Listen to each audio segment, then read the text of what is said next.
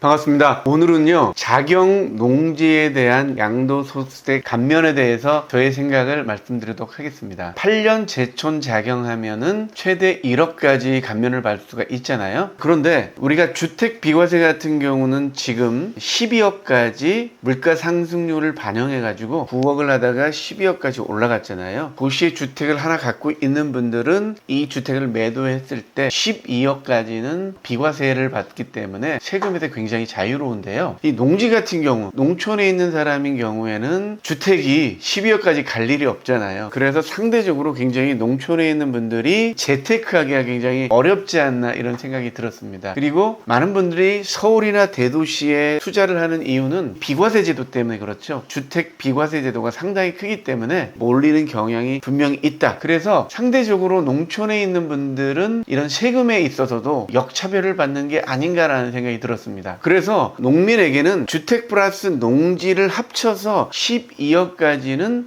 비과세를 해주는 제도가 신설돼야 되지 않을까 이런 생각을 해봤습니다. 이 감면 제도가 조세특례 제한법에 나와 있거든요. 조세특례 제한법을 보면서 말씀드리도록 하겠습니다. 조세특례 제한법 69조입니다. 자경농지에 대한 양도소득세 감면 내용이 나와 있는데요. 쭉 읽어보시면 양도소득세의 100분의 100에 상당하는 세액을 감면한다 이렇게 되어 있습니다. 농민으로서 8년 이상 자경하고 여러 조건을 충족시킬 경우 100% 감면한다는 내용이 있는데, 여기서 오해하기 쉬운 게 100% 감면인데 왜 1억 감면이냐 이렇게 얘기할 수가 있잖아요. 133조입니다. 133조를 보면 양도소득세 및 증여세 감면이 종합 한도입니다. 두 개를 포함해서 한도가 있습니다. 그 한도가 얼마냐면 과세 기간별로 1억을 초과하는 경우에는 그 초과하는 부분에 해당하는 금액은 그 한도인 거예요. 그래서 이 한도 때문에 100% 감면을 해주겠는데 과세 기간 1년 안에는 1억만 감면받을 수 있다는 내용입니다. 1억을 감면받은 이후에 4년 동안은 1억을 감면받을 수가 있기는 한데요. 대부분 농지를 팔 때 한꺼번에 파는 경우가 많기 때문에 사실적으로는 1억을 감면받는 경우가 많이 있습니다. 자, 그래서 제가 궁금했던 게 1억 감면이 언제부터 시작됐을까라는 궁금증이 생겨서 조세특례제한법 연역을 한번 찾아봤습니다. 이 왼쪽에 보시면 연역이 나오거든요. 법이 언제 시작됐는지, 어떻게 변형되어 왔는지가 나와 있습니다. 자경농지에 대한 감면이 처음 등장한 법을 한번 찾아봤더니요, 그 법이 조세 감면구제법이었습니다. 1994년 3월 24일 날 이렇게 시행이 됐는데요. 지금으로부터 딱 30년 전입니다. 그러면 이 법이 시작될 때 감면 한도는 얼마였을 것 같습니까, 여러분? 30년 전입니다. 조세감면구제법 55조를 보면 자경농지에 대한 양도소득세의 면제입니다. 대통령이 정하는 토지 양도로 인해 발생하는 소득에 대하여 양도소득세 또는 특별부가세를 면제한다고 되어 있습니다. 그래서 농민에게는 조건을 충족할 경우에는 양도소득세를 완전히 면제해주겠다는 자경농지에 대한 면제 조항이 이때 처음 생겼습니다. 그러면 이때는 종합한도가 얼마였을까요? 119조로 가겠습니다. 조세감면규제법에서도 양도소득세 감면이 종합한도가 나오는데요. 이 종합한도가 과세기간별 1년이죠. 1년에 1억 원을 초과하는 경우에는 감면하지 아니한다 이렇게 되어 있습니다. 자, 그러니까 1994년 30년 전에도 1억 한도에서 감면을 해줬습니다. 근데 그 1억이 30년 지난 지금에도 그대로 1억으로 남아있는 거죠. 그래서 물가 상승률을 반영해서 합리적으로 증액을 해야 된다 이런 주장을 한번 해보고 싶습니다. 우연히 자료를 찾다 보니까요, 1994년에 1억의 가치가 어느 정도였을까 궁금했거든요. 만약에 30년 전 1억을 투자했다면 지금은 얼마일까라는 SNS를 보게 됐는데요. 나스닥은 19억, S&P 지수 11억, 압구지역 현대아파트 37억, 금 6억, 삼성전자 50억, 이렇게 30년간의 인플레이션이 상당하다는 걸 알 수 있거든요. 그 당시 음마아파트가 한 채에 2천만 원이었습니다. 그러니까 이 법이 만들어질 당시는 1억을 감면해 주겠다는 것은 자경하는 농민들에게는 특별한 혜택을 줘서 양도소득세를 받지 않겠다는 의미로 1억을 제시하는 게 아닐까라는 생각이 듭니다. 음마아파트 가격이 2천만 원일 정도이니까요, 1억을 감면해 주겠다는 것은 상당한 금액이 되지 않았을까 생각합니다.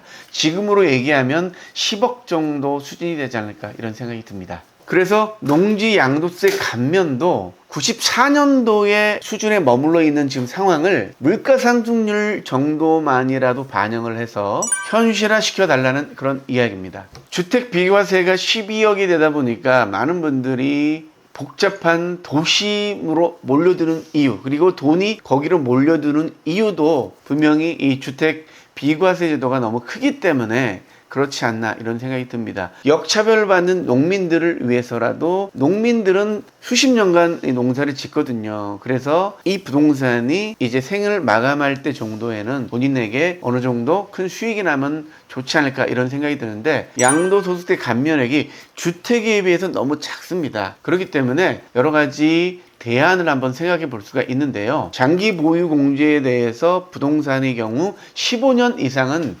인정을 안 해주잖아요. 오랫동안 농사 짓는 분들은 3-10년, 50년도 농사를 짓거든요. 자격 농지에 대해서는 장기 보유 공제를 15년이 아니라 30년, 40년 이렇게 공제해 줄 수 있는 그런 안을 신설하면 좋을 것 같다는 생각도 들고요. 그리고 농민들에게는 주택 플러스 농지를 합쳐서 12억까지는 감면받을 수 있도록 이렇게 제도를 개선하는 것도 좋은 방법이지 않을까 이런 생각이 듭니다. 부동산 투기 때문에 감면을 많이 해주면 안 된다라는 프레임 때문에 정말로 농사를 지어서 농지가 본인의 전 재산인 이런 분들에게 상당히 역차별을 받고 있는 상황입니다. 투기는 도시민들이 하는데 이 투기에 대한 제재가 실질로 받는 분들은 농민들이 많이 받고 있다는 이야기를 해보고 싶었습니다. 물론 찬반이 많을 거라 생각을 합니다. 왜냐하면 세금이 많이 거쳐야 또 나라에서 건전한 재정으로 국민들에게 좋은 정책을 할 수 있기 때문에 적당하게 세금을 걷어가는 것은 옳은 방향이라고 생각합니다.